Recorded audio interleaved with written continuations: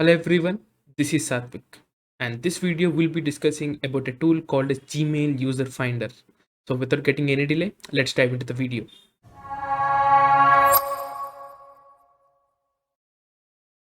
Guys, first of all, really thank you for all your support. If you want to connect to me personally, you can check out my Twitter and the LinkedIn. The links in the description below. And if you have any doubts and if you need any kind of suggestions or help, you can check out my Discord server. The link is in the description below. So guys, recently I discovered this tool called as Gmail User Finder, and this tool is by a person who calls himself as the mayor. So he's one of the good contributor to the cybersecurity field. So if you really like it, make and all the credit to this tool goes to this particular guy. And if you really ended up liking this tool, just go and start it. I already started with my main account, so this is I opened this browser is a private session, so not an issue there. So this tool, like what it does is like it tries to verify the whether the email that you provided, so email in the sense like the Gmails, whether they are valid or not. So it's used for identifying the valid Gmail accounts without like, the risk of account lockout. So like what happens is like I'll just once you enter some data, so it identifies like once it is valid, so it tries to generate a cookie. So this particular tool tries to identify that, and if it is generating some kind of a cookie, so it is going to make it valid or invalid.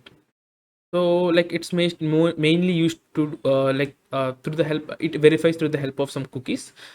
So what I do basically is like, so let us assume, so there is a mail called as this is dummy@gmail.com, and if I put next, so if it is valid, I will be redirected to a different page. So if I find some email and Gmail, and if I want to verify it, so this is what I do basically.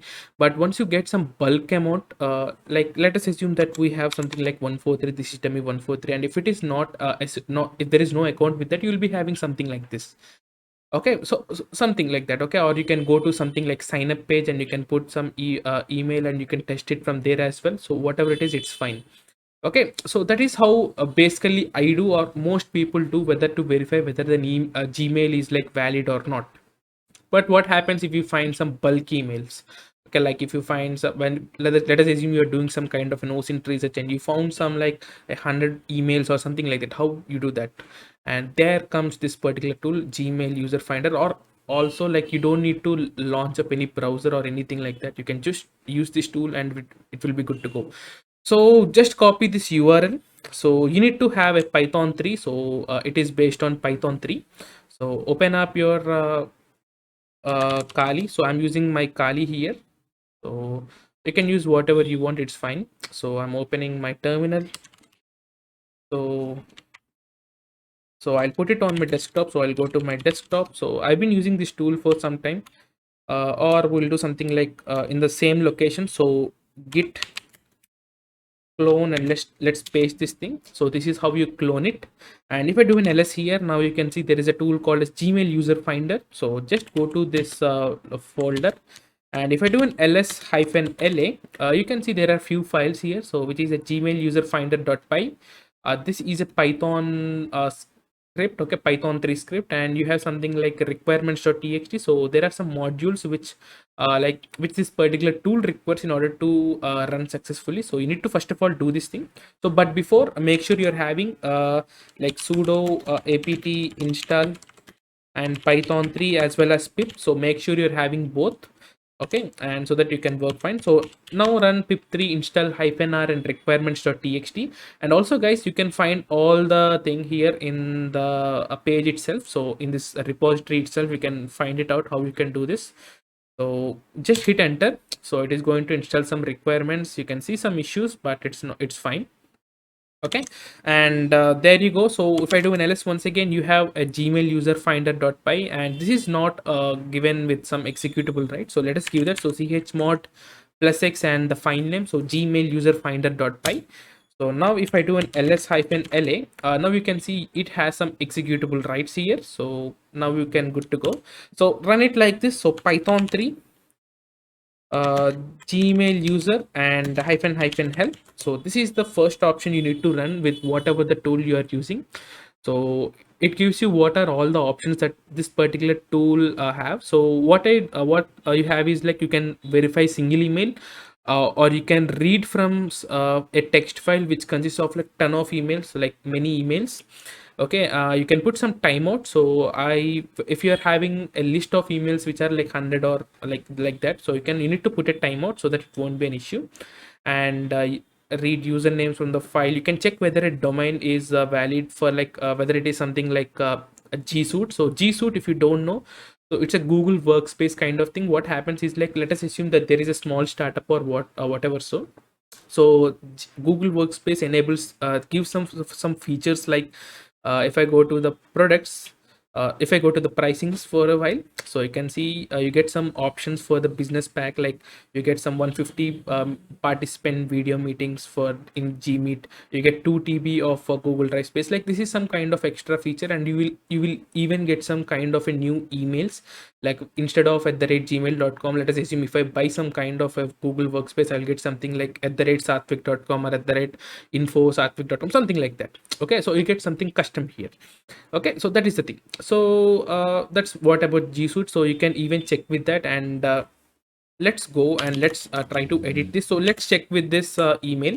So this is dummy@gmail.com. So this is not my email, to be frank. Let me hit enter. And now you can see it is a valid Gmail account, and we even verified that by in this page as well. So if I remove this 143 at the end, and if I put something like this, you can see it is asking me for the password, so which in turns in the sense like this email is already created. Okay, so if I change it to something like 143, let's add 143, and if I hit enter, now you can see, but as we checked previously, it is an invalid Gmail account. Okay, so like this you can create a file. Okay, like this you can create a file, and you can use something like -r an option to test for a lot of emails. Like, you can just create a file like nano emails.txt. Okay, you can put this is dummy@gmail.com, and this is dummy143@gmail.com. Okay, anything is fine. Okay, control S and control X. So I'll run something like this. uh, -r and emails.txt. Let me hit enter. You can see it loaded 2 emails, and one is a valid one and other is a not valid one. So like this, when you do some kind of research and you find a ton of emails, then this is the best way to run it. And you can even write it, okay, with an option -w. So it writes out what are all the results, so whether it is a valid or invalid kind of thing. And make sure if you are having a large amount of emails to check for, make sure you add some kind of timeout, okay, in form of seconds or whatever it is. And that is the thing. And you have some more option like let me show Python 3 uh, Gmail user -c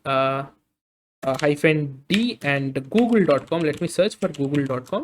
So it's -d, sorry. Let me hit enter.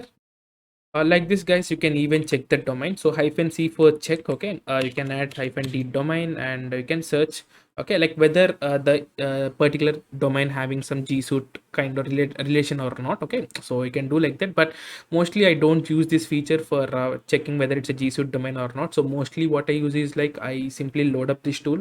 Okay, so I have my Ubuntu machine, sorry, a Ubuntu uh, kind of Ubuntu WSL on my main machine, so on my Windows host machine. So I have this tool, and whenever I find some email, so I'll check it whether it's a valid email or not. So keep that in mind.